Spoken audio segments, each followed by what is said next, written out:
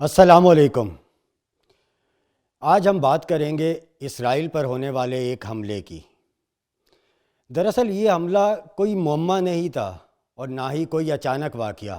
یہ ایک ریاست کے اپنے ہی بیانیے کے خلاف اٹھنے والی گونج تھی۔ اسرائیلی شہریوں کے فون بجے، اسکرین پر نامعلوم نمبر روشن ہوا اور دوسری طرف سے صرف ایک جملہ سنائی دیا: ہم آ رہے ہیں۔ اس جملے نے اسرائیل کی مصنوعی برتری کو چکنا چور کر کے رکھ دیا کہ یہ ریاست ناقابل تسخیر ہے، ہر خطرے پر قابو رکھتی ہے، ہر آواز کو خاموش کر سکتی ہے۔ مگر ایک فون کال نے ثابت کر دیا کہ خوف کی سرحدیں نہیں ہوتیں۔ یہ کالز کسی عام موبائل سے نہیں کی گئی تھیں، یہ وہی ڈیجیٹل راستے تھے جنہیں اسرائیل خود برسوں سے فلسطین، ایران، شام، لبنان اور ان سمیت دیگر مسلم ریاستوں کے خلاف استعمال کرتا رہا ہے، نگرانی کے لیے، بلیک میلنگ کے لیے اور دباؤ ڈالنے کے لیے۔ Caller I D spoofing, VoIP auto dialers, یعنی وہی ہتھیار، مگر اس دفعہ نشانہ بنانے والا خود نشانہ بن گیا۔ جس ٹیکنالوجی کا اسرائیل ماہر سمجھا جاتا تھا، وہی ٹیکنالوجی اس کے شہریوں کو بری طرح خوفزدہ کر گئی۔ تل ابیب سے اشدود تک، حیفا سے بیرشیوا تک، ایک ہی بے چینی، خاموش کالز، پس منظر میں دھماکوں کی آوازیں، عربی لہجے میں ٹوٹی پھوٹی عبرانی کا استعمال اور ایک جملہ: ہم آ رہے ہیں۔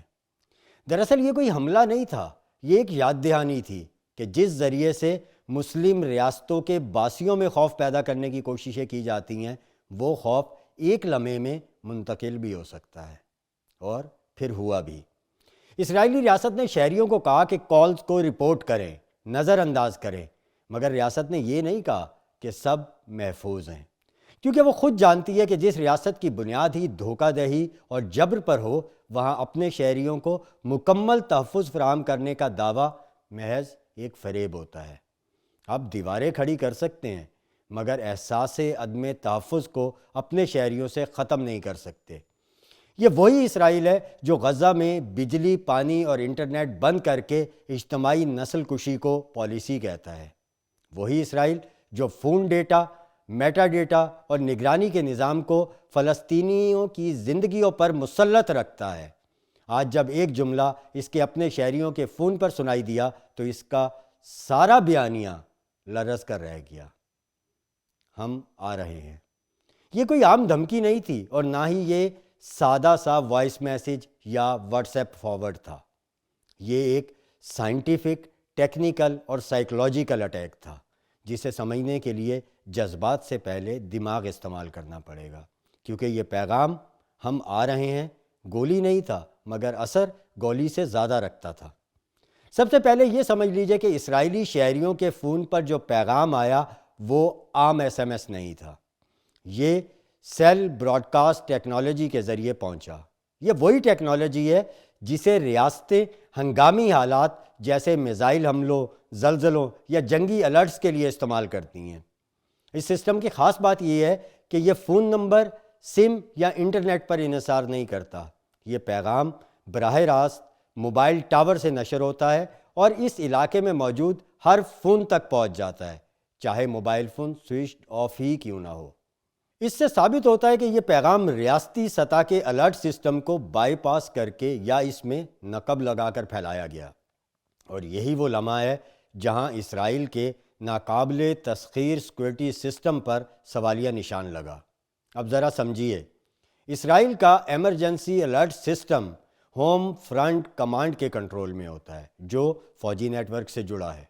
اس نیٹ ورک میں internal firewalls, encryption layers اور ملٹی فیکٹر اتھینٹیکیشن ہوتی ہے، مگر اس کے باوجود اگر ایک مختصر پیغام عام شہریوں کے فون تک پہنچ جائے تو اس کے صرف 3 ممکنہ سائنٹیفک راستے بنتے ہیں: telecom infrastructure breach, signal injection attack, spoofed cell broadcast emulator. ان تینوں صورتوں میں ایک ہی بات ثابت ہوتی ہے: یہ کسی جذباتی گروپ کی کارروائی نہیں، یہ ٹیکنیکل مہارت رکھنے والے لوگوں کا حملہ تھا۔ اب ذرا نفسیات کی بات کر لیتے ہیں۔ اس پیغام میں نہ تاریخ دی گئی، نہ جگہ بتائی گئی، نہ وقت۔ یہ انسینٹری پرنسپل یعنی غیر یقینی کیفیت ہے۔ سیکورٹی اسٹڈیز میں ثابت شدہ اصول ہے کہ نامعلوم خطرہ معلوم خطرے سے زیادہ خوفناک ہوتا ہے۔ اگر یہ پیغام ہوتا کہ ہم فلاں دن حملہ کریں گے تو ریاست الرٹ ہو جاتی۔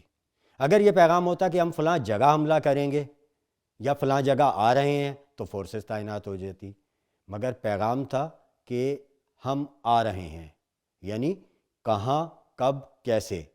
یہ سوالات دماغ کو اندر سے کھا جاتے ہیں۔ یہی وجہ ہے کہ اس پیغام کے بعد اسرائیلی میڈیا میں ایک لفظ بار بار دہرایا گیا، سائیکولوجیکل وارفیئر۔ لیکن سوال یہ ہے کہ جب یہی نفسیاتی جنگ غزہ پر بم گرا کر لڑی جائے، بچوں کے گھروں پر پمفلٹ پھینک کر لڑی جائے، فون کر کے کہا جائے کہ گھر خالی کر دو، تو وہ دفاع کہلاتی ہے۔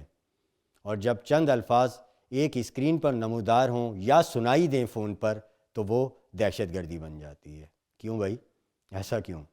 اب ذرا سیکورٹی کے زاویے سے دیکھیں۔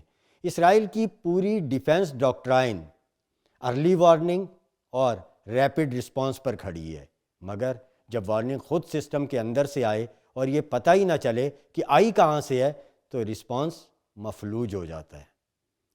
اس لیے دیکھا گیا ہے کہ جب اسرائیلیوں میں اس پیغام نے خوف پھیلایا تو فوجی ترجمان محتاط ہو گئے، اینکرز کے جملے لرز گئے، ماہرین نے اسکرین پر ممکنہ اور شاید جیسے الفاظ کا استعمال شروع کر دیا، کیونکہ اصل خوف حملے کا نہیں تھا، اصل خوف کنٹرول کھو دینے کا تھا۔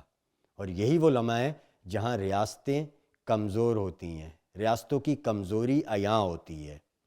یہ پیغام دراصل ایک آئینہ تھا، یعنی پہلی بار اسرائیلیوں نے خود کو اس طرح سے محسوس کیا جیسے فلسطینی ایک عرصے سے محسوس کرتے آ رہے ہیں، یعنی خوف کے سائے میں۔